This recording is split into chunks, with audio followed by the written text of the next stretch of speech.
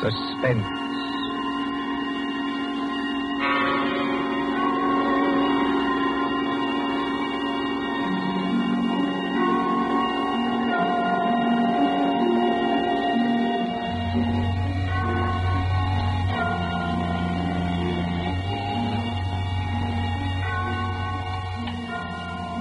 Now let's see. Suspect, suspectant, suspend. Here we are. Suspense. The condition of mental uncertainty, usually accompanied by apprehension or anxiety. Fear of something which is about to occur as, do not keep me any longer in suspense. For our story of suspense tonight, we invite you to enjoy The Devil in the Summer House by John Dixon Carr.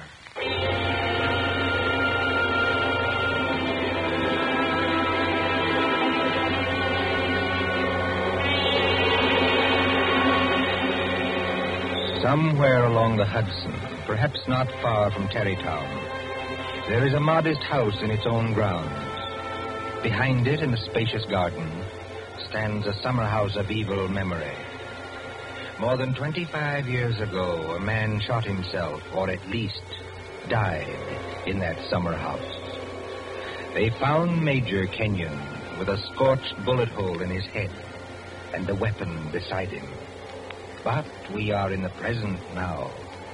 The latticed summer house has grown heavy with vines, and only the other evening 2 men came into that garden at twilight, over the shaggy grass, as a storm was brewing along the Hudson. 2 men, the lawyer from New York. Who's there?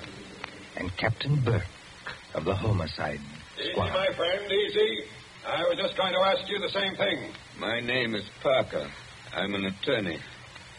You're not Captain Burke. Yeah, the very same and no other. I thought I recognized you, Mr. Parker. Must be something important to bring you so far from New York at this time of night. I was in Tarrytown anyway. I thought there'd be a housekeeper here, but I don't see any light. You've got business here? Yes, in a way. Have you? I don't know. I'll tell you better after you tell me what brought you to a place that no one has lived in for 10 years. Tell me, Captain. Did you ever get an anonymous letter from a dead man? Did you? No, I can't say I did. The letter's anonymous. How do you know the man's dead? Because they're all dead. Every last one of them. Dead and under the ground, where they can't be hurt any longer. Look. There's the summer house where Jerry Kenyon used to work. There are the windows of the library and the dining room. Looking toward it. Confound this lightning. Makes the windows blaze, don't it? Jerry Kenyon hadn't a care in the world. Yet he shot himself. I'll show you the letter. Now, look, Mr. Parker, I couldn't read anything in this light. But if we can get inside the house... Certainly we can get into the house. I was the family attorney. I've got the keys. Why should a dead person send me a letter?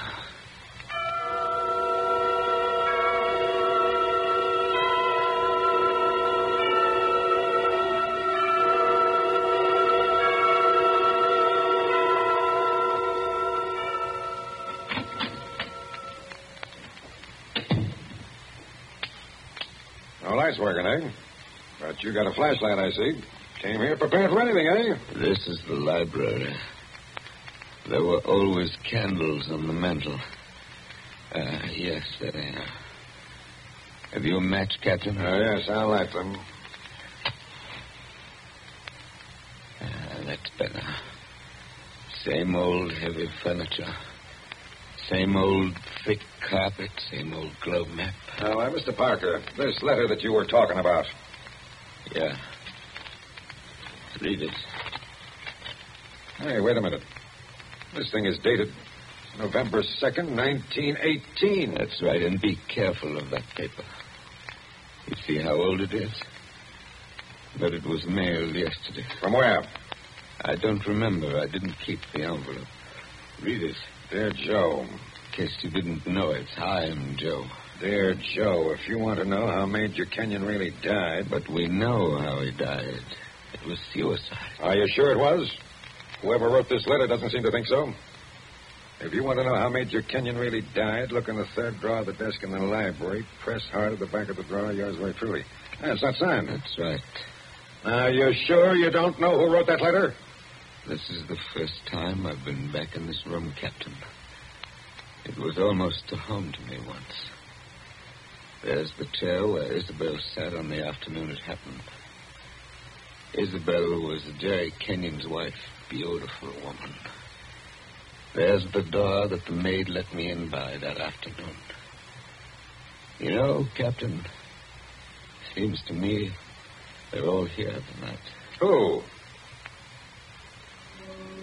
We stand beneath the sounding laughter, and the walls around us are bare as they echo our peals of laughter.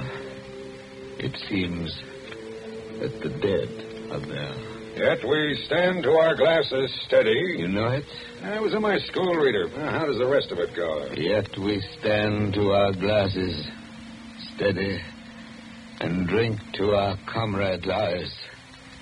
Here's a glass to the dead already. Hurrah for the next that dies. Excuse me, Captain. I don't know what's come over me talking that way. I was very fond of these people. Are you going to look in the desk drawer? This is a lot of nonsense. Then why are you here, Mr. Parker? Jerry Kenyon was always a happy man. At least that's what I always thought. Big, boisterous fellow. Yeah? He had a good position with Vitaton. You know, the phonograph company. Yeah, sure, I know. But he'd just been made a major in the Army. 1917. There was a war on then, too, if you remember. I remember. To make the world safe for democracy. Old days. Old heartaches. Old memories. I remember that blazing hot day in August. And all the windows were up. I remember this room.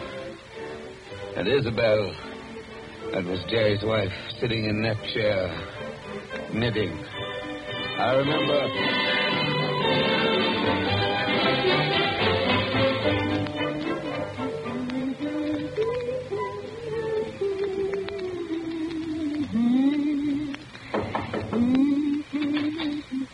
Oh, yes, Kitty. What is it? There's a man to see you, Miss Kenyon. He says his name's Parker. Yes, I'm expecting him. Show him in, please. All right, ma'am. So I take your knitting in your knitting bag? Why should you take my knitting? I don't know, Miss Kenyon. I just wondered. You can come in now. Thank you. Hello, Joe. Hello, Isabel. You sent for me? Joe, I must apologize for Kitty. Servants are getting to be a problem nowadays. She looks pretty enough to get along. Oh, Kitty's got large ideas. She wants to go on the stage, if you please, and do imitations, like Miss Draper. She only knew how hard it was acting all your life. Isabel, you've been crying. I have not. At least... Is that why you sent for me? I've missed you. You haven't been here in over a week, Joe. I had an idea Jerry was getting a little tired of having me around this house. Oh, no, Joe. Why, Jerry... Yes, what about Jerry? I wish I knew, Joe. That's why I wanted you here. Where is he, by the way? I want to say goodbye to him before he leaves. He's probably out in the summer house where he works with all those papers. He's got a lot of work to catch up with. He's going overseas tomorrow. Yes, I know. He's out there. He's been out there all day. His last day here, and I've been alone. That sounded like a shot. Yes, it was a shot, Joe, dear. Doesn't seem to worry you. It's only Paul, Jerry's brother, Paul. Oh, thought you'd gotten him off your hands for good. Jerry asked him out. He got here 2 nights ago. That doesn't make it any easier for you, does it? Oh, I don't mind. Jerry's fixed him up with a pistol range in the cellar. Paul's a terribly bad shot. Not like the rest of us. You don't seem to like it, Joe. Shall I have Kitty go down and tell him? No, it's bearable. As long as he keeps away. Poor Joe. But, about Jerry, who is it this time? Joe, Jerry's been home 5 days on leave from camp. Well, never mind what camp. But he spent 4 evenings of those 5 with that Fisk woman. Diane Fisk? The redhead with all the money? Oh, she got money? Well, She must have some attraction then. Please understand me, Joe. It's not that I'm jealous any longer. It's just no, that of course not. Jerry goes his way and I go mine. I may not be without admirers myself, if it comes to that. You've no idea how true that is, Isabel. No, I was thinking about Jerry. He may not always be lucky. He may meet some girl who's not as broad-minded as I am. And then when he gives her the go-by... Paul must be getting really furious down in that cell. He's not hitting anything. You must be using a lot of ammunition. Now, your trouble, Joe, is that you're too much of a gentleman. And if you really want to see Jerry, there he is now. Where? Just standing in the door of the summer house. Look out the window. It's finally bright out there. Doesn't he look noble in his new uniform? Sam Brown belt and revolver and everything. Look how he turns around and waves his cap at us. Like a real soldier. Real soldiers don't exactly wave their caps, do they? He does. Jerry? Jerry! Hello there! Jerry, Joe Parker's here. Who? Joe Parker. He wants to see you. Well, give him a drink or something. I'll be up in a minute. Into the summer house again. Not a care in the world, Now, Henry. listen, Isabel, you've got to slow down. You'll be crying again in a minute. Come on over here and sit down. Light hurts my eyes, that's all. Well, then we'll just pull these blinds. We'll still be able to see it. There, how's that? It's better, thanks. Now, can I get you anything? Oh, no, you heard the Great White Chief's orders. I'm to get you something. What do you have, Joe? A highball? Don't bother with that. Oh, it's no bother. Everything's out in the dining room here. The Iceman didn't deliver today of all days, so I'm afraid I can't give you any ice. I read in the paper yesterday that we're likely to have automatic ice boxes any day now. Things that freeze ice by electricity or something. Do you believe that, Joe? I doubt it. Listen, Isabel. Here you are. It's not cold at all. It's the best I could do. Thanks very much. What I wanted to say was, couldn't you get that brother of yours to give up practicing now? Hasn't he done his good deed for the day? Yes, maybe he has. I'll ring for Kitty. You don't have to call me, Miss Canyon. I'm here. Oh, yes, Kitty. What is it? It's only to tell you there's another visitor. This time it's a woman. Lady, Kitty. Call her a lady, please. Oh, maybe. She says her name's Diane Fisk. Diane Fisk, that's Jerry. Kitty, tell the lady I'm not in. Lady. She's a fine lady. I don't want to intrude, my dear. I don't want to intrude. Anyway, it's too late, Miss Kenyon. She's coming down the hall now. My dear Mrs. Kenyon. How do you do, Diane? This is a friend of ours, Miss Fisk, Miss Parker. Now, I don't want to intrude, really. I don't. I wouldn't have intruded for worlds, especially on a day like this. Isn't it awful? But your husband simply insisted, my dear Mrs. Kenyon. He simply wouldn't take no for an answer. I'm sure he wouldn't. Do you know what he's brought from his office as a surprise? No. A phonograph recording machine. And he's going to let us use it. So that we can all hear ourselves talk twice. How nice. Heaven's name, can't somebody stop that firing? Don't fly off the handle. Take it easy. Kitty. Yes, ma'am. Would you please go down the cellar and tell Mr. Kenyon's brother he's driving us all crazy. Tell him to stop. Yes, ma'am. My dear Mrs. Kenyon, I do hope I haven't offended you in any way. I know I'm a silly little chatterbox. They say people who have red hair often are. Because at your age, you must find the heat very trying. Don't you think we'd all better sit down? I was very much interested in what Miss Fisk said about a phonograph recording machine. Mrs. Kenyon was just talking about a machine to make ice. Yes. Isn't science wonderful? But I do think it was mean of Major Kenyon to invite me out here and then go and fall asleep in the summer house. Did you say fall asleep? Yes, of course. How did you know? Well, I came up the back way and I saw him in the summer house with his head forward on the table, taking a nice little snooze. That's very queer. Of course, you couldn't see much except in the bright light of the door, but I think I saw him there. I didn't disturb him, naturally. But I think I'd better disturb him. Oh, now, please don't trouble on my account. The fact is, my dear, I don't altogether trust myself in this room. A woman of my age has to conserve her strength, you know. So if you'll just excuse me. Well, of course, if you... Oh, dear, I just can't think what I'm always saying because I have the best intentions in the world, Mr. Barker. But, Parker. Oh, yes, Parker, but I do somehow manage to offend people being so dependent and everything. Except the men, of course. I couldn't offend you, Mr. Parker. Now, could I? Madam, I'm not sure. Well, of course, the person I really came to see was Paul, Mr. Kenyon's brother. He's a little young, of course, but he's joining up next month, and I think we should all do our bit, don't you? He has such a pleasant personality. I think he likes me. Why, if he walked in at that door this minute... Now, how am I ever going to get any place? Someone's always interrupting my revolver practice just when I'm getting to the point where I can... Oh. Why, Paul... Good Lord, are you here again? You're a very untidy object, Paul. Well, it's pretty untidy in this cellar. And dirty. I've got cockroaches on me, so keep away. Did you have a good day's shooting? Swell. One of the best. Hit the target? On the only shot that mattered, I hit the target dead center. That sounded like Isabel. I think it was Isabel. Why have you got those blinds down? Get them up. What is it? What's wrong with you? What are you looking at through that window?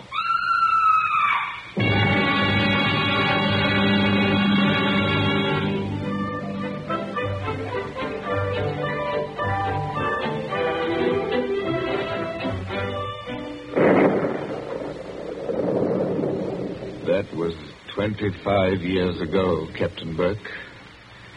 We found Jerry Kenyon lying across the table in the summer house. He'd shot himself through the head with his own revolver from the holster. It was lying on the floor beside him. Shadows, all right. I see. When Isabel found him, he'd been dead about half an hour. The doctors proved that, did they? Yes, that shot had been fired against his head. The front of his uniform cap was powder burned where the bullet entered. There's no doubt about that. None at all. We never noticed the real shot Because that young lad was shooting off guns like a maniac in the cellar. Precisely. Now they're all dead. By accident, illness, they're all gone. Isabel Kenyon died less than a year afterwards. I think she died just because she was so fond of Jerry. I suppose you've guessed my little secret. Oh, I think I can sort of read between the lines. You were in love with Isabel Kenyon, weren't you? Yes. Well, these things happen. I never let her see it, you understand? Women know, pretty generally. So, they're gone. The youngest of them. And I'm left alone with old tunes, old ghosts, wondering why the fellow ever killed himself. Why? Why?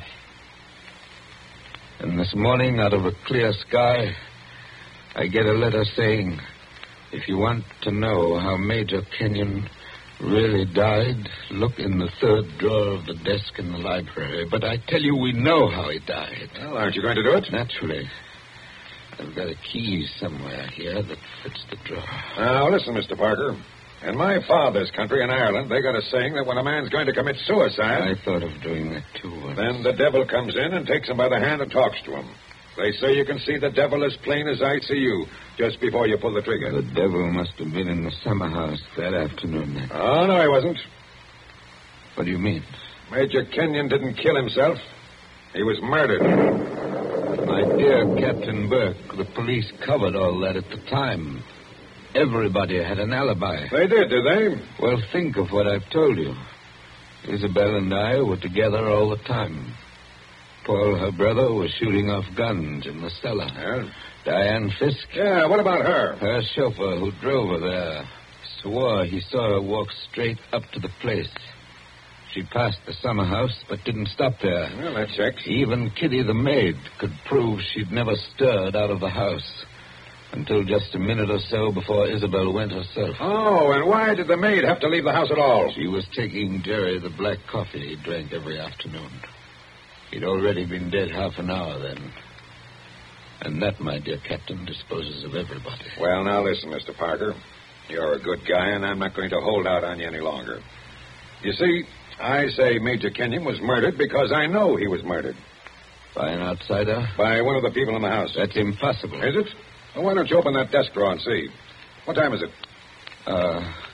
It's 7:45. 8:45, and I haven't got much time. For what? Holy St. Patrick, will you open that drawer? If it's waited 25 years, my friend, it can wait a minute more. I've got the key somewhere in this bunch of keys. Everything the same. Paul never altered what he inherited. Same old desk, same old phonograph. Same old... I think this is the key. Yeah. It opens. There's nothing here except one or two old newspapers. Everything very dirty. The letter says to press hard at the back. Now, have you tried that? Doesn't seem to. Yes, by George, it does work. Well? There seems to be a movable back on a hinge. Well, what's inside? Some sort of flat brown paper parcel sealed with wax. And about as dirty as it can get. Open it, man. Open it. I'm going to. It's a phonograph record. There's a plain white label. Something on it written in pencil. I don't see too well nowadays without my glasses. Oh, here, give it to me. I'll read it to you. Go on. A record of how I killed Jerry Kenyon. Say, don't you get it, Mr. Parker? This is the real goods. The murderer's going to tell us his own story 25 years later. Be careful. Whatever you do, don't drop it. You seem to be interested enough now. I don't say I'm not interested. I say I can't believe it. You know, when you were talking about the dead coming back and that kind of thing, you sure started giving me goose pimples. But that's just what it is, a dead person. Now, there's the phonograph. Put that record on. Let's hear what the ghost says. Any of them could have made the record, of course. The apparatus was all here. Don't just stand there by the phonograph. Want to work? Yes, it works. Is it wound up? Yes, it's wound up. Here goes. Now, look, Mr. Parker. Whose voice do you think it's going to be? I don't know. Now, I want to warn you. The voice you're going to hear from there... Please, be quiet. Listen. I've started it up. Well, speak up. Who killed Jerry Kenyon? I killed him, Joe, dear. Isabel. I'm sorry about it, Joe, but I had to have you for an alibi. And you were so terribly easy to It's fool. only a phonograph record, man. Don't look at it as if it was alive. You said you and I were always together, Joe, but that wasn't quite true. I left you to go into the dining room and mix a highball, remember? Yes. And I was carrying my big knitting bag. Remember that, too? And there was something else in it besides knitting. I'm an awfully good revolver shot, Joe. I told you we were all good except Paul. And the back windows of the dining room faced the same way as the back windows of the library. Thank you, Isabel. Thank you. Jerry was in the summer house. I made a sign to him from the window, and he came to the door there. In bright sunlight, 50 feet away. True again, Isabel. True Joe, again. don't you know what August heat is in a wooden summer house? Didn't anybody see that no man would be wearing a cap inside on a day like that? Jerry had taken his cap off before he went into the summer house. We saw him do it. He was bareheaded when he came to the door. So I lifted the revolver and shot him through the head. Then I dropped the gun back in my knitting bag and went back into the library with your drink. Isabel. Don't talk back to the thing, There man. was You'll drive me something else screwy. in my knitting bag, too. I had to use it. It was a duplicate of Jerry's army camp with a powder-burned hole already fired through it in the place I wanted. Very clever of you, Isabel. So I've been the goat for 25 years. I waited for some time and then slipped out to find the body. I fitted a new cap over Jerry's head in place where it ought to go. I put the old cap in my knitting bag. I took his revolver out of the holster and kept it. The gun that I used, I dropped on the floor beside him. So I proved it was suicide. You see? You proved it to me. Joe, listen, I'm very sick. They tell me I'm going to die. You are dead. Joe, I'm afraid. I'm going out in the dark, and I don't know what's there. Don't go away, Isabel. Come Joe. on. Just for a minute. Okay, I've had just about enough of this. Joe, I want you to tell everybody about it. I want you to tell them how a poor, crazy woman couldn't stand that man any longer, and how... There. It's cut off, and it's going to stay cut off. Thank you. I've heard about enough, too. But you can't arrest her now, my friend. You can't arrest her now. After hearing that, I'm not going to arrest anybody. Tell me, Captain. Did you know what was on the record? No. That's why I had to hear it. I knew about it, but I wasn't sure what it had to say. But so help me, I never guessed how hard it would hit you. Man, don't you get it even yet? Yes, I get it. Oh, no, you don't. You don't see anything. That was how the fake suicide was managed, yes. That's just how it was all done, bar one or two little things. Only... Only what? Only it wasn't Isabel Kenyon who committed the murder. Did I hear you correctly? You did? This is another one of your little jokes, I imagine. Can't you let me alone? Have you some kind of personal spite against me? What did I ever do? You're going to hear the real truth now if I have to hold you down in that chair. I know Mrs. Kenyon didn't kill her husband because I've just come from talking to the real murderer up the river. But they're all dead. Oh, no, they're not. And I haven't got much time either. That clock's just going to strike 8. What's the time got to do with it? Good deal if you'll follow me. Mrs. Kenyon died less than a year after her husband, didn't she? Yes. But it wasn't Mrs. Kenyon's voice you just heard on that record. What? I'm telling you, the real murderer hated her. Hated her like poison and wanted her blamed for the crime. When Mrs. Kenyon died, the real murderer wrote a letter. Well? But she never mailed that letter. She made a lying record of Isabel Kenyon's voice as evidence. Now you figure it out for yourself. Who was pretty enough to take Major Kenyon's eye and strike back like fury when she got thrown over? Who wanted to go on the stage and do impersonations? Kitty, the maid. Ah, you're talking sense. She shot Jerry from the dining room window. When she couldn't borrow Mrs. Kenyon's knitting bag, she went out to the summer house with a gun and the fake cap wrapped in a napkin on a coffee tray. She did go out, I remember. Actually, she got there before Mrs. Kenyon did. But the summer house was dark inside, and Mrs. Kenyon never noticed her. The next day, Kitty wrote that letter, but she couldn't bring herself to send it. So she kept that letter till the day before yesterday. Then one of the boys at Sing Sing... Wait a minute. ...thinking he was doing her a kind action, put a stamp on it and mailed it. Did you say Sing Sing? Yes. They're electrocuting her tonight for the murder of an Italian down at Collier's Hook. I found out about the record all right. But the one thing I wasn't sure of was that she had done the job alone. Now, frankly, the way you acted, I thought that you might have been in on it, too. Well, that's why I had to hear it through. And it was anything but a joke. And now, here it goes to blazes forever.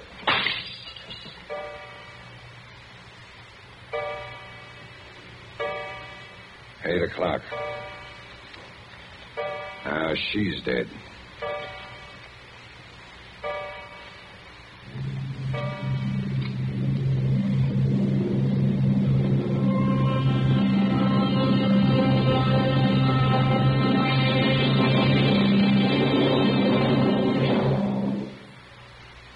And so ends The Devil in the Summer House.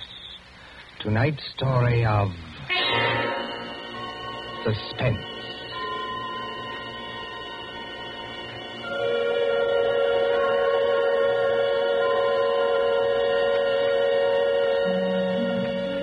The part of Mr. Parker was played by Martin Gable.